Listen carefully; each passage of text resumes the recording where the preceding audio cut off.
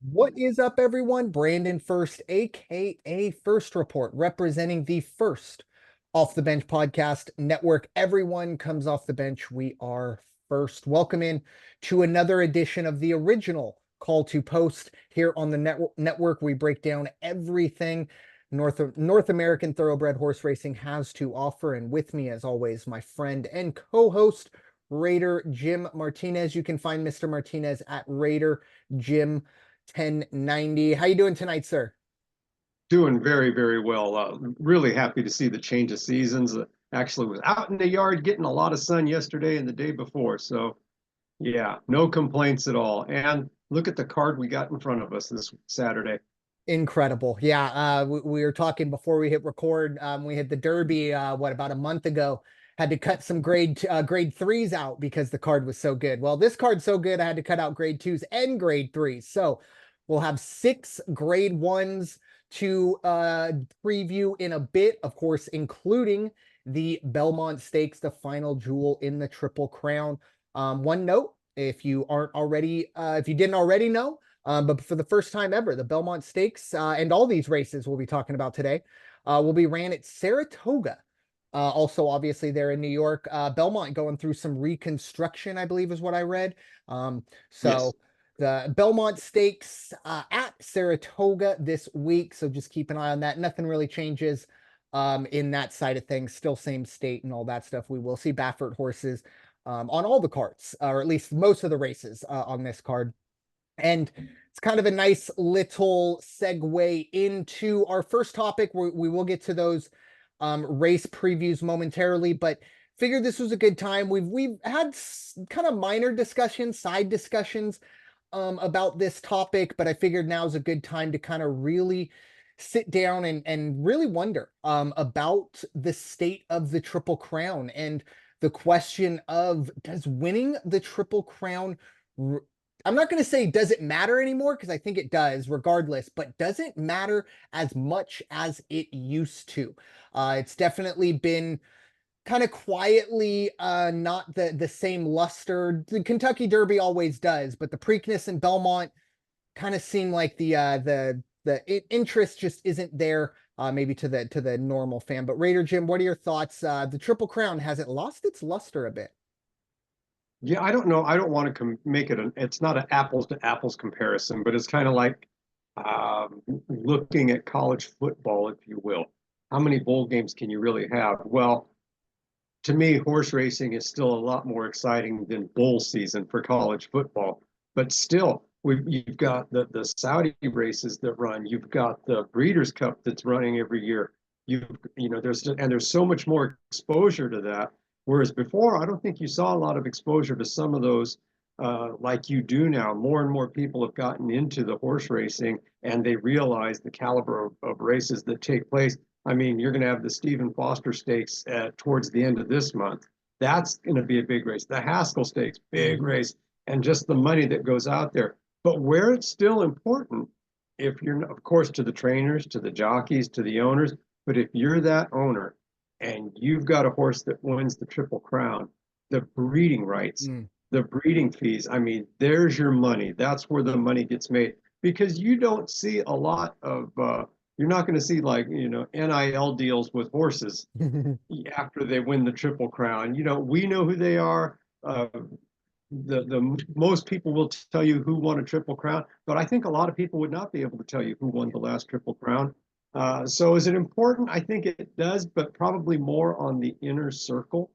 Again, for those trainers, for those jockeys, because I would imagine, I don't know this for a fact, I would have to really research it, but if you're Chad Brown and you do a Triple Crown winner out there, whoever owns that horse, Oh. your percentage just went way up. It's kind of Mhm. like survive in advance. With every game that your team wins in March Madness, your school's making more money. You, the coach, probably have incentives written into your contract, more money. So it does to certain people. I don't know if the luster is there for all the players, but I think it's still exciting. And the thing is, sometimes you go into the Derby weekend, and they're already telling you this horse is going to run today. This horse is the favorite today, but they've already said not going to run in the Preakness. So it Yeah. kind of defeats the whole thing sometimes.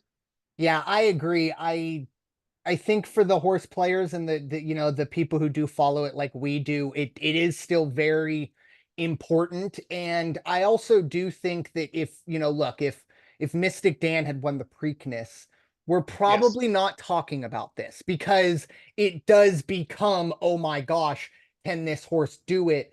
I have two reasons I believe it might not be as important maybe to the quote unquote connections or the owners and trainers.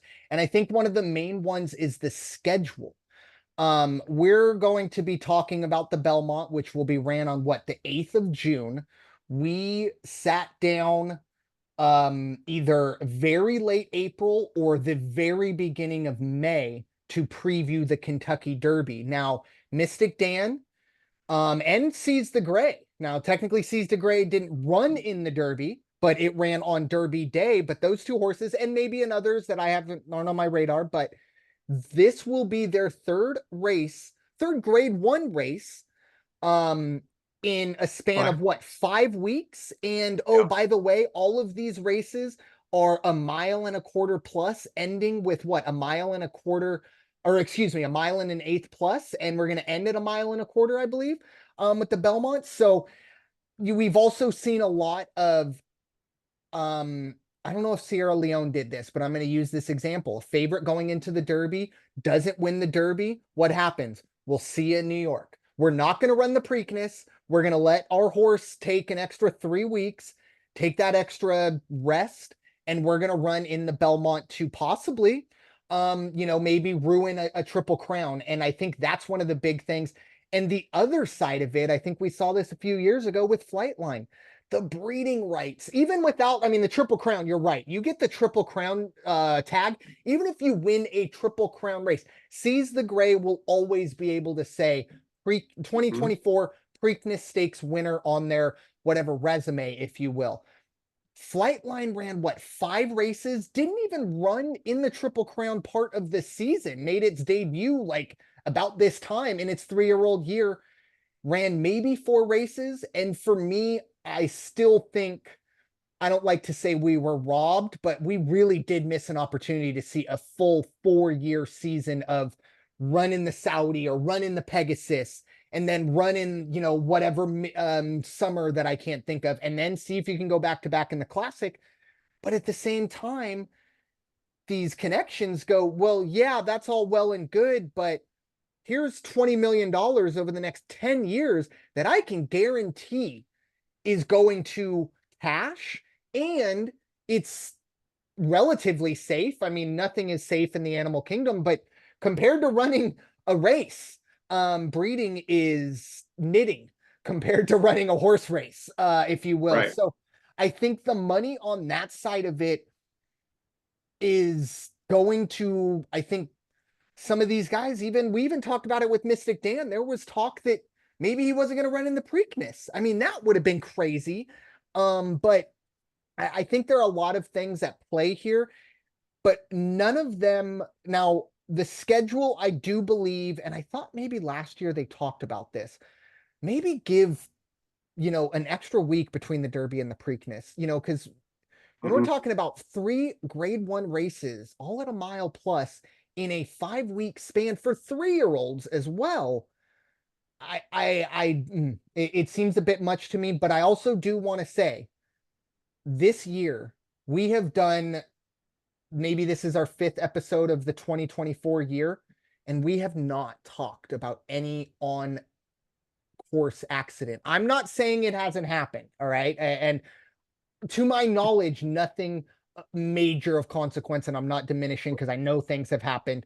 But what we saw last year, where it seemed like, I mean, me and you back to back. I remember I missed one race and you watched it and you saw, it was Safi Joseph's horse collapse Yeah. at the finish line, and then I want to say either a week or two later, we were flip flopped. I was watching the race, you weren't, and I was sick to my stomach. So I kind of took a hard turn there, but when I do talk about horse health, I also do want to sit here and at least say, hey, we're in June and we haven't once talked about anything on the podcast, which seemed like last year, every single day or every single podcast we were starting off unfortunately. So there is positives there, but I don't think the breeding fees are going to come down anytime soon. And also at the same time, I don't know if the schedule is going to change.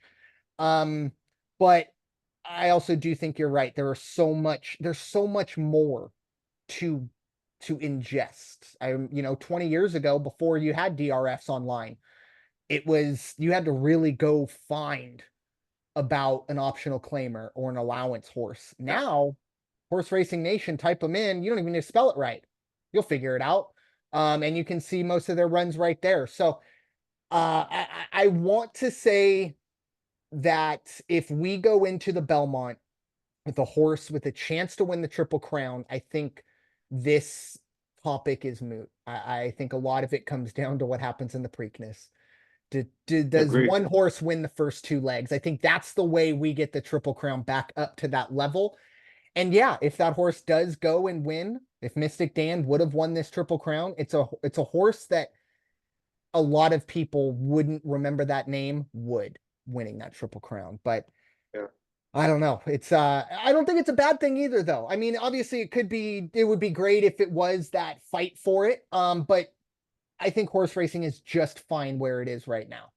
I mean, the handles, I mean, we're talking about some races even today. We're going to, just the 6 races we're talking about, we're probably going to be close to about 5 or 6 million. I didn't do the full math on it, but incredible. So yeah, horse racing, I think is doing just fine. And especially considering, like I said, we haven't had really drama on the course. And then the other kind of elephant in the room too is the Baffert horses don't get to run in the Derby. Right. And hopefully that won't matter next year. That's tale for another day. But that's the other part. If you don't have the best trainer competing in the first race, well, guess who you're going to see in the second and third, and that's kind of what we're seeing now. Even though we haven't seen Muth, but that ship kind of sailed with the Preakness. But any other thoughts there, Raider Jim? No, I agree with you. It would be nice if they had a bigger break between Preakness, Derby, but then it's that domino effect. Okay, so Mm-hmm. which race courses are you going to impact? Because now we can't run the Stephen Foster. Yep. When we want to run the Stephen Foster, it might have to be pushed out. Do you really want to push that out? Because if Baffert has horses that he wants to have out here on the West Coast, but he wants them, over at Churchill to run the Stephen Foster, it just becomes a real nightmare for these guys. Yeah. So I think that's the other thing. And then of course it all comes down to the dollars and cents Oh, and how everybody gets impacted. So yeah, yeah. just like in Sometimes everything in life. common sense is not the common denominator all the No, time. well, and as I always like to say, we don't make sense here, we make dollars. That's it. So there you go. Hey, and especially in horse racing, sometimes we talk about these races. Oh, only a purse of 100,000. I'd love to have a purse of Right. 100. I'll wear a purse for 100,000. But yeah, it's going to be interesting to see, going forward. And I think once again, one of the big things is the elephant in the room of will we see Baffert next year at Churchill? And that's a big part of it. But time to switch our attention to the task at hand. It is Saratoga Belmont Day. This will be, of course, Saturday, June 8th. We are going to give you 6 grade 1 previews, starting at race 7, race 4, 5, and 6, a grade 2, grade 3, and grade 2 as well, respectively. So keep an eye on those as well. But we are going to be starting with the first grade 1, race number 7. It is the grade 1 Ogden Phipps Stakes. We are going 1 mile and an eighth on the dirt for fillies and mares. The purse of 500,000, 4-year-olds and up. I don't know if I said that, but Raider Jim, what are your thoughts on the grade 1 Ogden Phipps?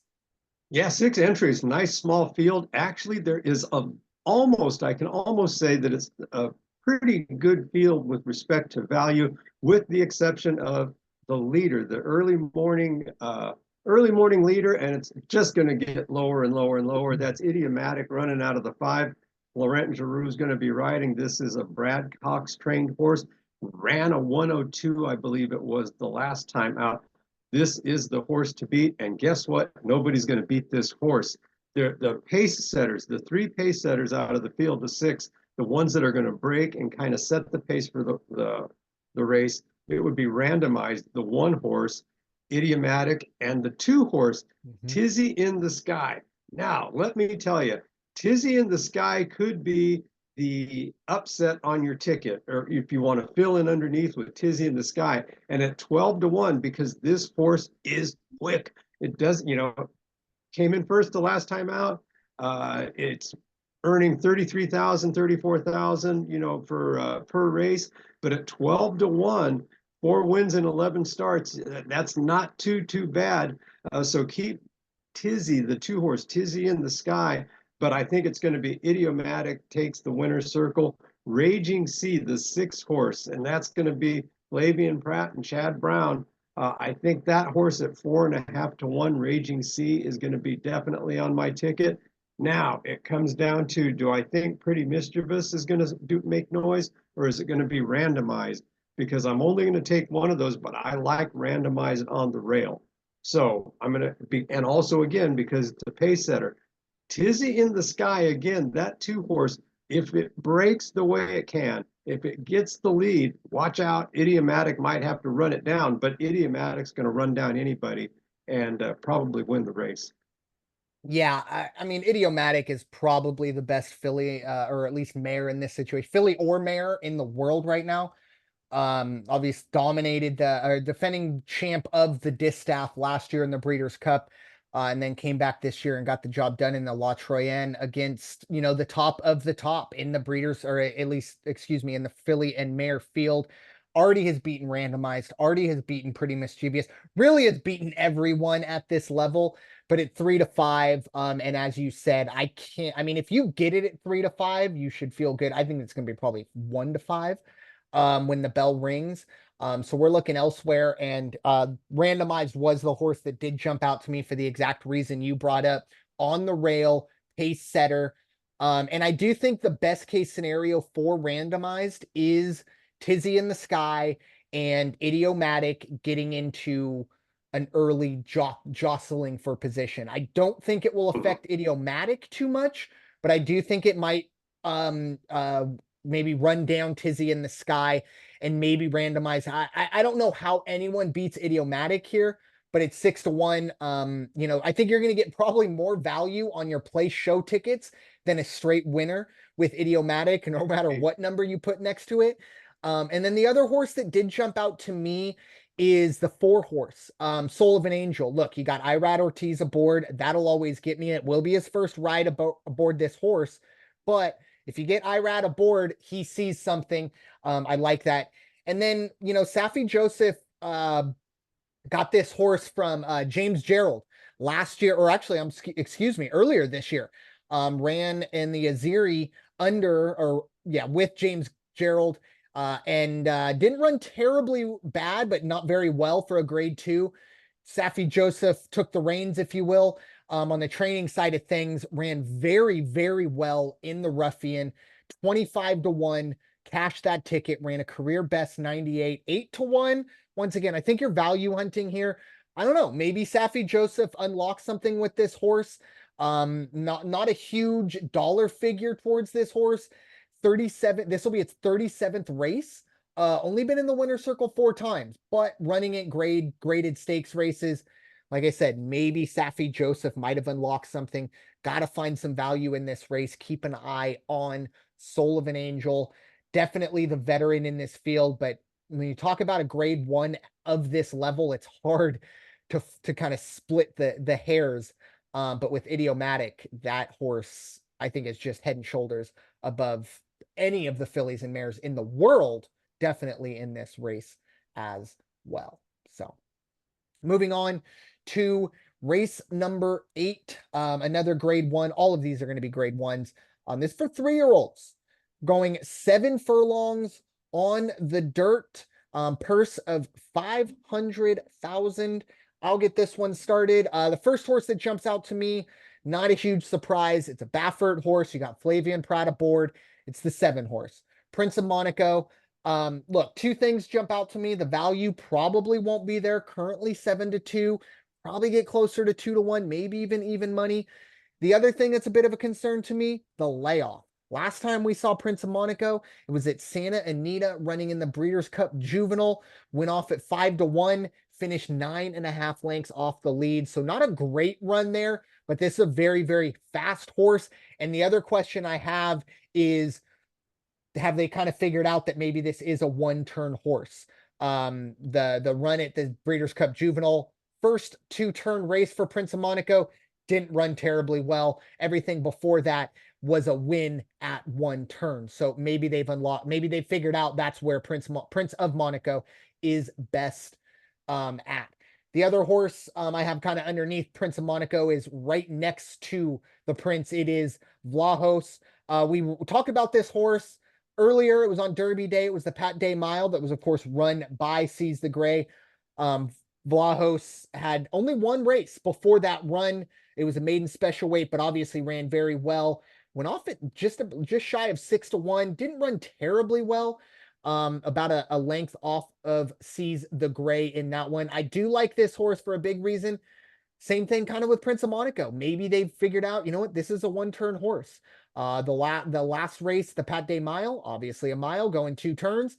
Didn't like it terribly much. Let's see what he can do at 1 turn where he broke its maiden. Obviously a big step up in class at 1 turn, but keep an eye there. And then the other horse I kind of have underneath is a big time value pick. And mainly this is kind of just worth a look for me. You got Jose Ortiz aboard. And it is the 5-horse Frost Free. Big step up in class here. You're talking about a horse that was kind of, beginning of the year running in optional claimings and then got up to ungraded stakes races. Last time out, ran in a grade 3, and as the favorite did get the win. But this is a horse that last 4 runs, 89, 72, 91, 93. Not amazing for this class, but at 15-1, we'll see if this horse can continue to improve. We're going to definitely need to improve on that 93 to get the job done here. But once again, at 15-1, big time value pick for me here. Raider Jim, what are your thoughts on the grade 1 Woody Stephens Stakes? Yeah, the other thing that we have to be take into consideration is we have rain today, rain tomorrow, and rain, at least they're saying possibly rain through the morning on Saturday. That's going to affect the track. I'm with you. I'm almost, my train of thought on Prince of Monaco is exactly like yours, which is great horse, runs fast, runs hard. Anytime Slavian Pratt's in the saddle, I'm looking at that horse. But 218 days off. Yeah. That's just a little bit too much for me. And you alluded to the fact that last time out it was in the Breeders' Cup, came in way back, didn't even really make a run out of it. I don't see how that horse is at 7-2 right now. I'm not the professional. There's other guys that are getting paid to do this. We're just doing it because we like to. But I don't see Prince of Monaco being on my ticket. I'll tell you who I do see on my ticket, the 4-horse, Valentine Candy at 6-1. Steve Asmussen got a great horse. He's trained it very, very well. Valentine Candy to finish in the money, probably in the winner's circle, is not going to surprise me, as is the 1-horse, Bookham Dano, at 4.5-1 right now. Has a great record. It's been off for 105 days. Not too bad. That's almost just that right there. That's a good time for me to have a layoff and make a comeback. Came in second the last time out. I think on the rail, I like Bookham Dano. Frost Free, which is one of the pace setters you mentioned, I don't know if I would go with that 15-1 horse. The 15-1 horse I'm going to put underneath on my ticket is the 10-horse Nutella Fella. Let me tell you what, 2 for 2 right now, has won $187,000 in 2 races. Took first the last time out. Has been off 278 days, but if it gets the good break and sets the pace, it's going to be great. So I've got Valentine Candy, Bookham Dano. I do like Nutella Fella. And I like you. I also like Vlahos. Vlahos is now under Doug O'Neill. So that's the other reason. Give me a Doug O'Neill horse and I'm there. But it's going to be a fun race. It's going to be fast. It's going to be, this is a really, really good race on the outside. And there was another race or another horse that I did want to mention. It's the 3-horse Imagination. This horse is 10-1. It 10 to went 1. off at 4-1 in the Preakness. This was on my ticket in the Preakness. Now once again, did not run well in the Preakness. I'm not sitting here, saying, oh, watch the. No, I'm not saying that at all. But this was a horse, maybe a little bit of an afterthought in the Baffert barn with Muth. But Imagination was the other horse that probably would have ran in the Derby, all things considered. And maybe I think this race for me is like the coming back to one turn. For a lot of these horses, we talked about Vlahos, we talked about now Imagination, and of course, Prince of Monaco. So we have a lot of horses that were maybe expected to be two-turn contenders, didn't pan out.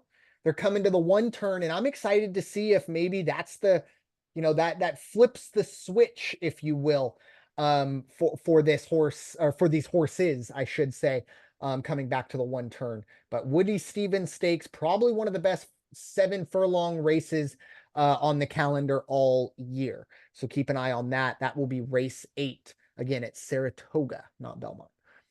Moving on to race number 9. We're moving on to the turf, a good old-fashioned turf sprint, going 5.5 furlongs on the inner turf. Excuse me, the Mellon turf course, as I correct myself, because there are 2 turf courses. So this will be the outer turf course. But this for 3-year-olds and up, a purse of 500,000. I'll get this one started. First horse that jumps out to me, I believe, is the favorite, or is definitely near the top of that. It is the 8-horse Cogburn. This last time we talked about this horse was on Derby Day, running in the Grade 2 turf sprint. Went off at 9-1. Made me a little bit of money at a great Derby Day, not to toot my own horn, but I don't get to do it too often. So yeah, Cogburn is a horse for me. I really like running here. Got the job done at the exact same distance at Churchill, running 5.5 furlongs on the turf. Also 1-for-1 at Saratoga at 5.5 furlongs, ran a 100. Once again, though, value might be an issue. I would love for it to stay at 2-1, but I don't think it will. The other horse that jumps out to me is the 2-horse. Another one of these kind of favorites at 9-2, Arzak. You got a horse, this will be its 26th career race, only 8 in the winner's circle, but over the last 3 runs, you got the Woodford, the Breeders' Cup Turf Sprint, and the Shakertown, I believe, is that what I'm looking at. Didn't run terribly well, at least, 11. I take that back. Wait, okay, no. Finished 6th in the Breeders' Cup Turf Sprint, but in those other races, got wins in those Grade 2s. Obviously, a little bit of a step up here, but I do like Arzak to maybe take a step forward on the turf. And my final horse, definitely a little value here at 8-1, has been very, very close lately, but it is Mischief Magic, has lost out to both Cogburn and Arzak in its last 2 races. 8-1, maybe the best value in the field. Probably not the best horse, but you never know in these turf sprints. 5.5 furlongs. It's I don't want to say it's a crapshoot, but anything can happen in these turf sprints. Raider Jim, what are your thoughts? The Grade 1 Hyper. Yeah, what stood out to me in this race is that, you've got 12 entries, you've got 4 others that could possibly run, but it's definitely 12. Of those 12 entries, 6 are at 15-1 or greater. So it's really, you don't want to say it's a diluted field, because on any given day and depending on the weather, anybody can win the race. The number 1 pace setter for this race is the 4-horse Coppola. Coppola's 20-1. So once it breaks the gate, probably not going to hold the lead, but that gives you an idea of how this field really lays out. Like you, I think it's Asmussen's horse, the 8-horse Cogburn. 2-1, not a lot of value there. The other horse I also like is that 2-horse Arzak at 9-2. You can't go wrong. And then he's coming from across the pond and his guns are loaded. Charlie Appleby. Charlie Appleby has the 6-horse Star of Mystery. Star of Mystery, is it? Yeah, Star of Mystery. Great Britain. But it's Charlie Appleby's the trainer, and he's got Flavian Pratt at 6-1. Value like I love. So I like that. And I also have my 4th horse, and underneath on my ticket will be that 12-horse Mischief Magic at 8-1. And again, Who do we have? Charlie Appleby. So Appleby's coming with his guns loaded. I saw an interview. They talked to, I believe it was Chad Brown, about when what does he like it when Appleby's there? And he says, of course we do. He goes, it would be nice if he wasn't because the competition really goes up. But he says when Appleby and his crew, he says, when they have rolled into the barn, into the paddock areas, he says they come prepared and they are just ready. It's all business, all work. So this is going to be a fantastic race. I think they would love for Charles Appleby to come, just maybe leave the horses at home, watch as a spectator. Right, there you That's go. how they want it to go. But no, I agree with you. One other thing to keep in mind, and I could be wrong here, but I do believe in California and a lot of other tracks, if you do have too much rain, they move the turf races to the dirt. Once again, I don't know if that's how they do things in New York. Something to keep an eye on. I think if that happens, you will see a lot of horses scratch out. But Yeah, once again, just something to keep an eye on. Doesn't sound like weather, at least on Saturday. I mean, it has to talk. We got to be talking about like a downpour when the race is about to get going, for it to be moved to the dirt. But once again, just something to keep an eye on. Don't kind of blindly put in your bets if you can help it. Maybe if you can wait till, ideally 10 minutes before, but as close as possible to putting your bet in, just to make sure with the weather element side of things. Moving on to race number 10, another grade 1.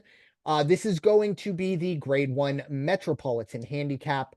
This is for, we're going for 3-year-olds and up, going a mile on the dirt here, a purse of 1 million. Now, one thing I do have to say before we dive into this, a little interesting because Saratoga has a 1.125 track. So you can't run the normal start at the finish line run, kind of on a, like you would see, early in the front stretch, like we see for the Kentucky Derby. So this mile race, they're actually getting dropped off, or sent off, I should say, kind of parallel to the grandstand. So they're going to get shot up the first turn into the backstretch. So once again, just something to keep an eye on. It's a little weird for a mile layout. One thing that jumped out to me when I did look over that, so I did want to kind of bring that up. But Raider Jim, what are your thoughts on the grade 1 Metro Handicap? this is the anti of the last race. This is 6 entries. Of the 6 entries, the only 2 of them are 15 to 1 or better or greater. And after that, the value is not there too much. National Treasure, the 2-horse, you have that West Coast combination of Flavian Pratt and Bob Baffert. National Treasure is the number 3 purse winning horse at this stage of 2024 at $1.7 million. Has already banked that. National Treasure at 8 to 5, definitely. I would think the favorite, except White Abario is running on the outside out of the 6th spot. White Abario is going off at 6 to 5 with Irad Ortiz in the saddle. That could be a real match race, depending on how the track has dried out, and depending on how things are looking as they come around the turn.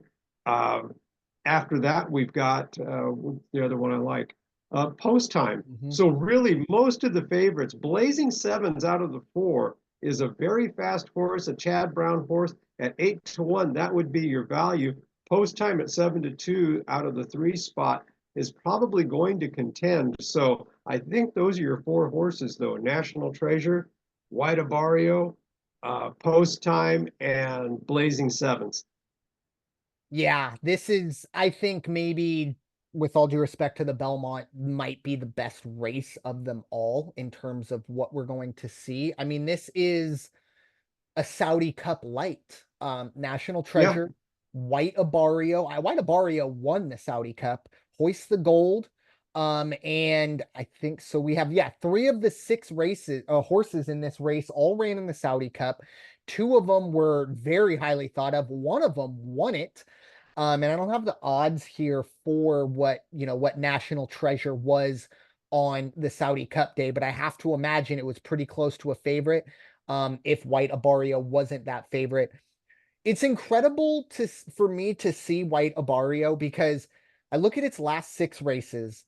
Take out an optional claiming, which was kind of weird back in March of 2023. But other than that, grade ones, and not only grade ones, we're talking about the Whitney, the Metropolitan Handicap from last year, the Saudi Cup, the Breeders' Cup Classic, the top of the top.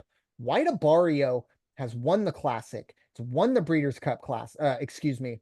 I'm sorry. I get Senor Buscador and White Abarrio mixed up way too much.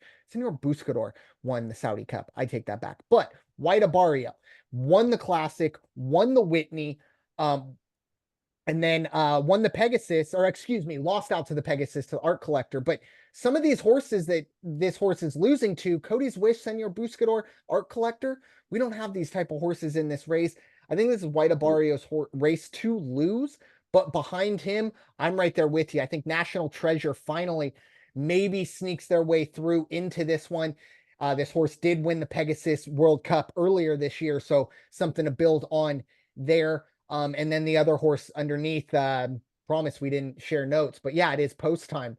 I will say this horse will need to regain early season form. When it was running in the 100s, 104, 103 early in January and February. That's what we're going to see. Also, I would like to see the value improve, which I do expect. I expect Post Time to go off closer to 4, maybe 5-1. I think a lot of money is going towards National Treasure and White Abarrio. But Post Time is one to keep an eye on, but not at 7-2 for me personally.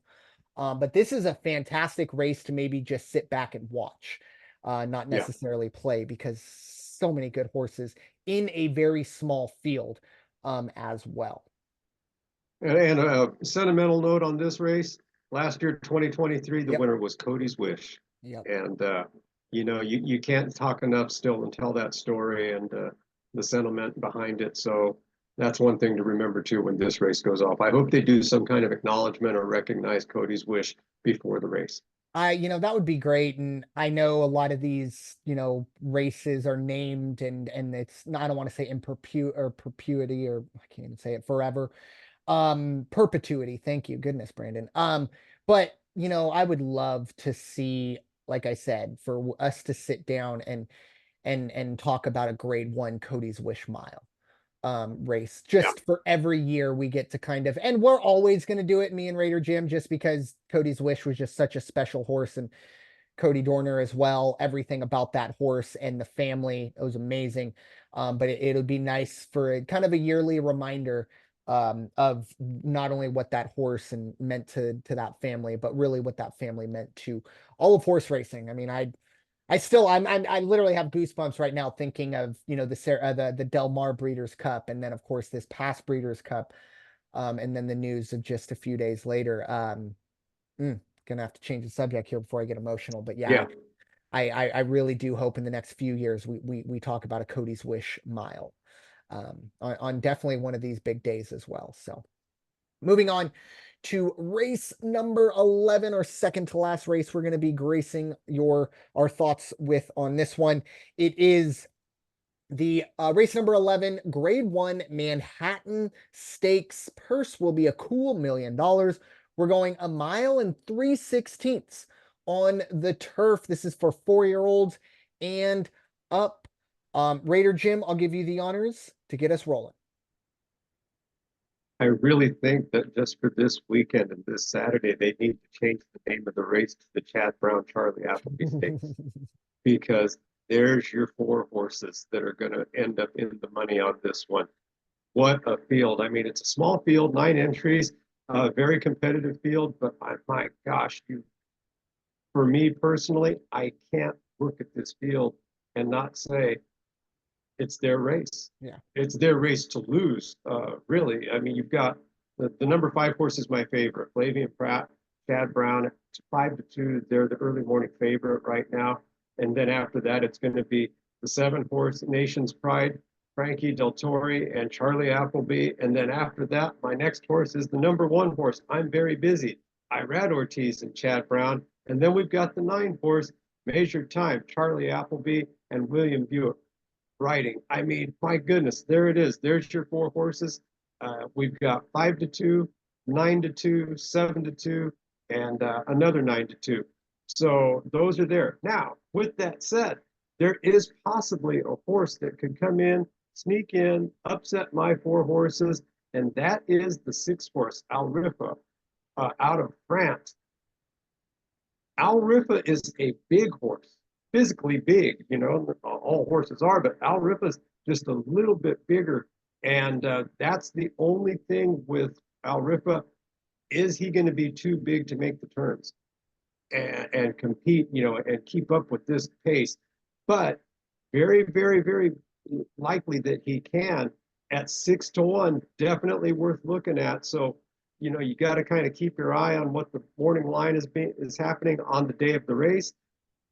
Read about the horses. Has there any been changes? Have they picked up anything in the paddock or in the barn areas where maybe something's not looking right? And again, this is when you watch the odds. You watch the odds, watch how they change, and there's that inside information getting out there and tweaking a number just enough to where he's like, somebody knows something that I don't, and go with your gut and bet well. But right now, it's going to be 5, 7, 1, and 9. Those are my horses. Program trading, Nation's Pride. I'm very busy at Measured Time with Al Ripa as a possible. Yeah, I was very surprised. I thought for sure my Al Rifa was going to come out of nowhere, but yeah, you were on the same wavelength I was. This will be the North American debut for Al Rifa. Has been spending a lot of time, it looks like, in Ireland and France. Obviously, it's a French horse. JR Velasquez gets the ride here, I should say. But time form a little different than the buyer. But last time out, I mean, this horse is trending in the right direction. 101, 110, 118. Obviously on the turf as well. Actually kind of coming back a little bit. This is a horse that usually runs 1.25 miles. Now I know this is pretty much 1.25 miles, but 1 3/16, technically a little less. That's kind of underneath for me, along with Nation's Pride. 9-2. Really like what that horse has done. And I also like what that horse has done stateside as well. 2 races here, in actually more than that, but lately 2 races in North America. The Man O' War last time out didn't run, was the favorite, didn't win, but ran a 99. And then back in October of last year, ran at Woodbine, ran a 104 and did get that grade 1 win. Does have some runs in Germany and Medan and Bahrain mixed in as well. But this horse also has won on Saratoga's turf as well. Something for a lot of these European horses. That's a nice little extra bump. So those are, Nation's Pride and Al Rifa, the 2 horses I'm looking at underneath. And then the top 2 for me, I'm kind of like you. I'm trying to split hairs between the 5 and the 9. Measured Time and program trading. Obviously, program trading, at least on the morning line side of things, seems to be the favorite. And I mean, you take out the run in it looks like the Virginia Derby at Colonial back last September. This horse has been doing nothing, has done nothing but win. It's finished first or second in all 6 of its races, won 1.3 million. As you said, Chad Brown aboard. What's not to like about program trading besides the value? Then on the flip side, Measured Time. Once again, the only thing I'm going to kind of knock this horse on, and I don't even know if it's a knock, but it will be its North American debut. But if any horse is going to be trained by anybody in its North American debut, Charles Appleby is the guy who's going to get the number from me as well. I think it will come down to who has the most value between Measured Time and program trading, and then figuring out how to get Nation's Pride and Al Rifa on my card as well. But those are all, let me just make sure. Yeah, those are all European horses that I just talked about. Even with program trading being trained by Chad Brown, that horse was bred in Great Britain. So it's not a big surprise that we see Charlie Appleby and the Europeans coming for a big turf race.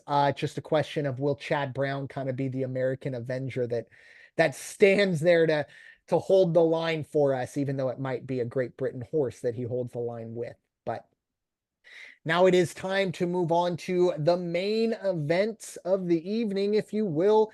It is the Grade 1 Belmont Stakes course, we're going 1.25 miles on the Saratoga dirt. It's for 3-year-olds. Purse of $2 million. Raider Jim, I'm going to give you the honors to get us started on the Grade 1 Belmont Stakes. This is a wow race. That's all I can say. If we talked about National Treasure and banking $1.7 million already.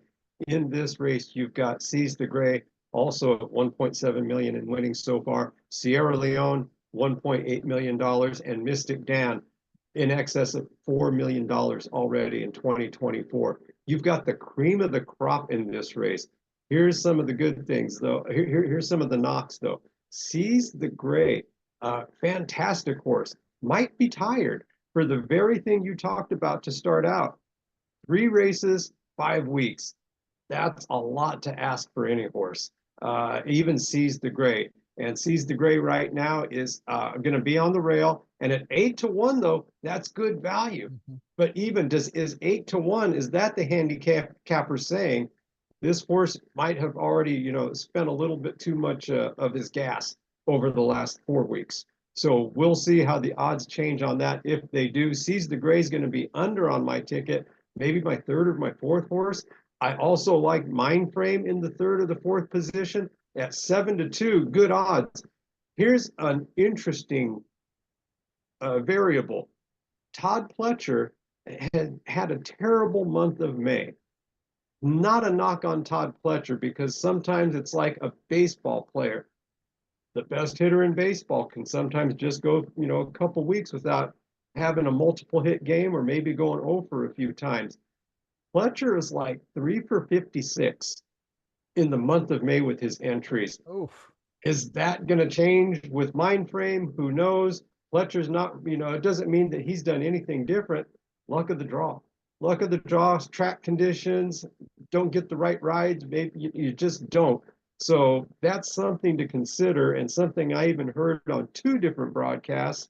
Mystic Dan at 5-1 out of the 3 position. Not bad, but I really think I really think it's going to be Sierra Leone. Sierra Leone is just, we go back to that scene that you and I talked about the last time, which, they're coming down the home stretch, and the jockey is pretty much pushing the other horse out of the way because he couldn't control Sierra Leone. Now, how good is, let's see, Sierra Leone, let me find it again, pardon me. Chad Brown, how smart is Chad Brown? Chad Brown changed the bit. A snaffle bit is basically the regular standard bit that goes in between the teeth of a horse, hooks on either side or loops on either side. And as you're pulling back, you do this. Not enough. So they're changing to a cage bit. A cage bit still has that piece that goes inside, but it has an added bar that goes under that jaw and the teeth on the bottom. They actually refer to it as power steering in horse racing. Now, where that has drawn criticism is, so you took Tyler Gaffalone off of Sierra Leone when he did not have a cage bit, and you put Flavian Pratt on Sierra Leone and you gave him the power steering. And I really have heard some interesting, controversy from within, and not from the jockey. Tyler Gaffalone hasn't said anything. Pratt, of course, hasn't said anything. Chad Brown said, hey, it's just the way it's worked out, and that's just, it has nothing to do with Tyler. It's just the way it happened. But boy, you get, that doesn't sell. Doesn't sell newspapers. So we've got to make it controversial when you listen to some of these different podcasters or track personnel that I've heard on different podcasts and things. But I think that change, if that with Flavian Pratt, and that could be the very difference. Because again, you and I both said Sierra Leone, the horse lost the race. Yeah. It wasn't the jockey. It wasn't it probably ran one of the best races out there that day, but he couldn't keep him straight. Guess what? They're going to keep him straight this time. He's going to be the one to catch. And at right now at 9-5, obviously the favorite, it's going to be his race to lose. Yeah, I'm the same way. My notes say finally gets his Triple Crown win. This is a horse, obviously you talked about, the Derby. in a situation of, this horse unfortunately did lose that race.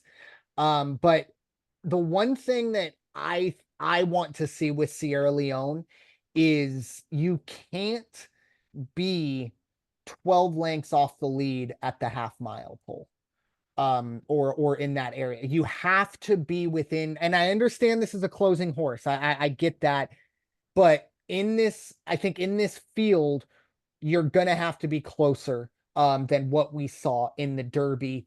And then that probably is kind of a moot point just because of Sierra Leone's kind of antics at the front stretch. If everything goes as planned, I'm not talking about that, but you never know. I do appreciate that rundown with the kind of switch up of the equipment there on the bit. That's really important, especially considering what we saw out of Sierra Leone.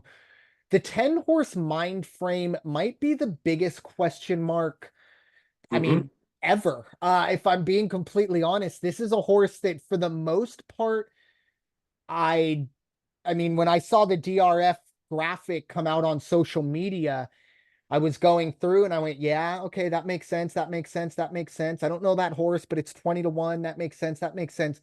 Never heard of this horse, and it's 7-2. Wait, what am I missing here? You know something. Yeah, and don't get me wrong. I mean, this is a horse that did run on Derby Day. It was in an optional claiming, so keep that in mind. But it ran in 97, broke its maiden earlier this year in March, ran a 103. But if you want to talk about a class jump, you're going from the optional claiming, a month ago, to a grade 1 against 2 Triple Crown winners and possibly a third if you want to give that one to Sierra Leone right now. 7-2. I mean, I'll be intrigued by mind frame, but I can't in good faith put this horse on my ticket, mainly because of the way I like to bet. I would like to see a horse run in a grade 1, especially in this field. If we're talking about a grade 3 that, I hate to kind of keep throwing mud at those races we've talked about the last few weeks, but there have been a few grade 3s that we talked about that left a lot to be desired. I could see mind frame being something but to go not only a grade 1, but the Belmont Stakes, stretching out, for me, in order for me to get this on my ticket, I think it's got to be 4-1 or more. But yeah, I really do like Sierra Leone. Mind frame is an interesting one. I really do have my eye on Dornoch. Dornoch beat Sierra Leone last December. I understand, a lot's happened since then. This is a horse that knows how to win at this level. Won the Fountain of Youth as well. Ran in the Kentucky Derby, wasn't really a factor. 23-1, ran pretty much what you would expect out of a 23-1 shot. 15-1, I think you're going to try to find some value here. But the one horse, and I have to put my hands up and completely understand my bias, I love Seize the Gray. This is a horse that's won me money on both Derby Day and won me the Preakness as well, both going off at 9+1. Another thing to keep an eye on as well. Churchill, it wasn't labeled a muddy or a wet track, but they had rain the day before. The Preakness was wet or muddy, however they classified it. And everything you kind of said about the weather, it sounds like we're getting a Churchill is kind of like the good end, and Pimlico weather is the bad end. Well, guess what? Seize the Gray has won in both of those for me. And maybe that's a little bit simplistic on my side of things. And once again, I have to, accept my biases and understand my biases. And I am very biased towards this horse. I really like it. I don't think it's going to be at the top of my ticket, but it's definitely on my ticket. I'm going to Sierra Leone, Seize the Gray, Dornoch, box trifecta will make sure I'm eaten that night. So that's kind of my thought process. But once again, I had to bring up mind frame because it's one of those you look around and kind of like what you said, like that's why they're the professionals, huh? But at the same time, I still my eyes got to see it before my money starts to head towards that horse. But I'm really excited for the Belmont. I'm really excited for the entire field. I mean, with all due respect to the Preakness card, not great. Card.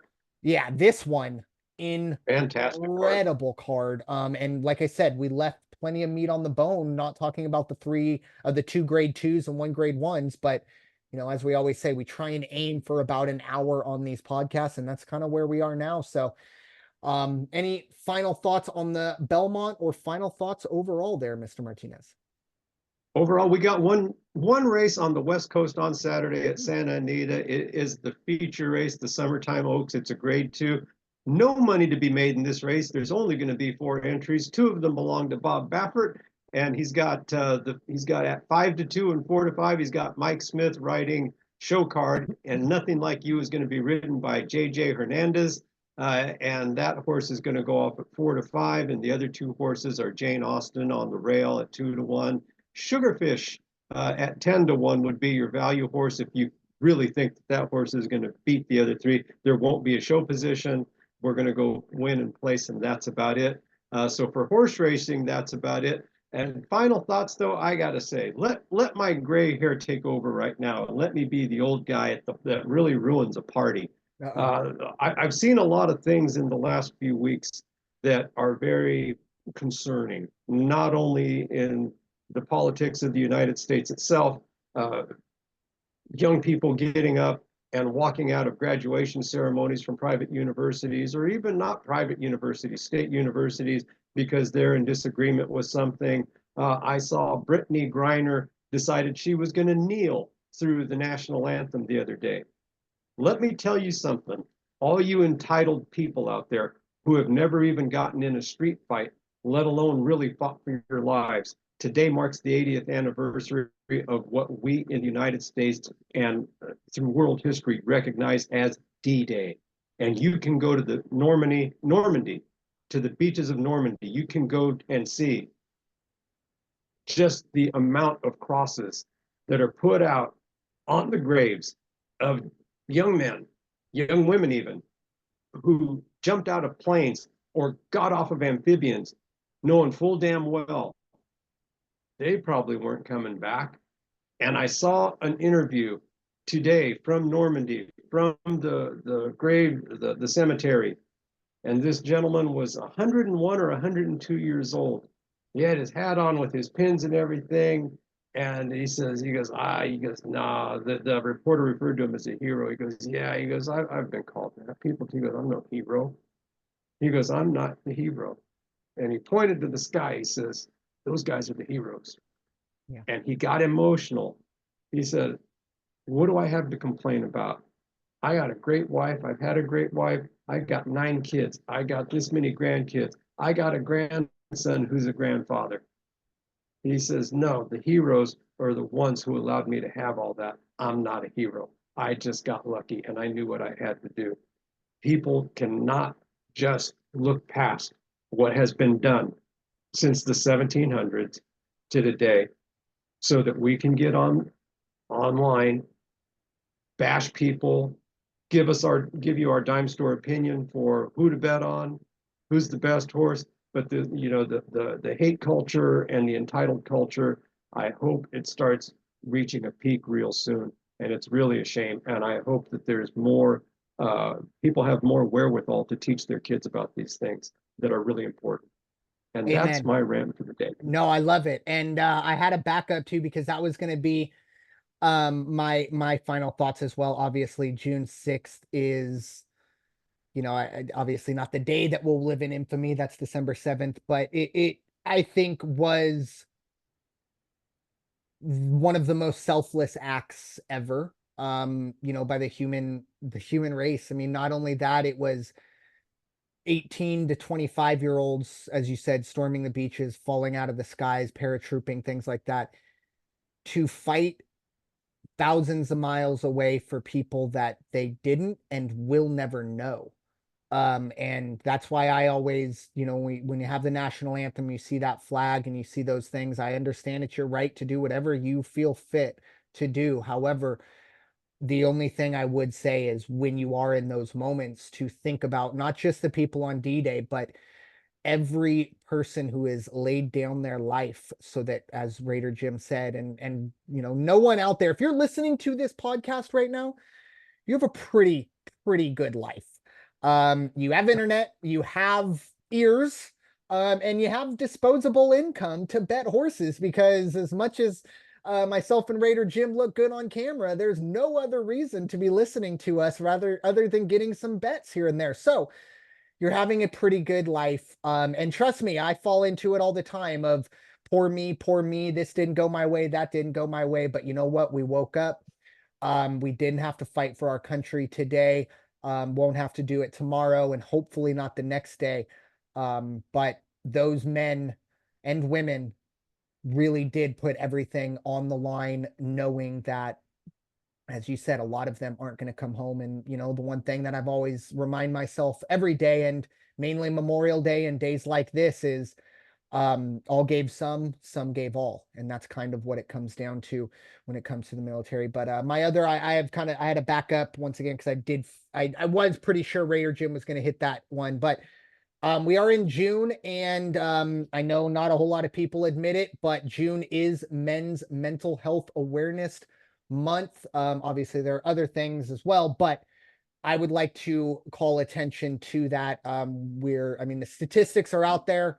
I don't need to parrot those statistics, but the statistics of men's mental health and men's suicide, and you know, we can even loop in veteran suicide as well here on D-Day. Um, just make sure you reach out, and also to maybe inquire. I always tell people, you know, ask someone how they're doing, and they say, "Oh, I'm doing okay," or "I'm doing good." If you really want to know, look them in the eye and ask them again. Their facial expression more than likely will say whether or not they're being honest with you or not. And, you know, they might not come out and tell you exactly what's going on, but at least that point you'll know, hey, you know what, I might need to check on him in a few more Yeah, days, or her. And I don't very want to good. make this all about women's or about men's mental health, everyone's mental health. But in this kind of sphere, the men's mental health side of things, I really do want to focus on. And like I said, just reach out to the men and the people in your life. Make sure that at the very least they're hanging in there. It's not easy right now. It's not a whole lot of fun for a lot of us, even in the best case scenarios. Like I said, we sit here, we talk horse racing. Doesn't get much better than that. But with that being said, thank you all so much for listening to this episode of the original Call to Post, presented by the First Off the Bench Podcast Network. Everyone comes off the bench. We are first. It is time for you all to go wash your hands and stop hating everybody. Talk to you all very soon. Enjoy your weekend. That's smart.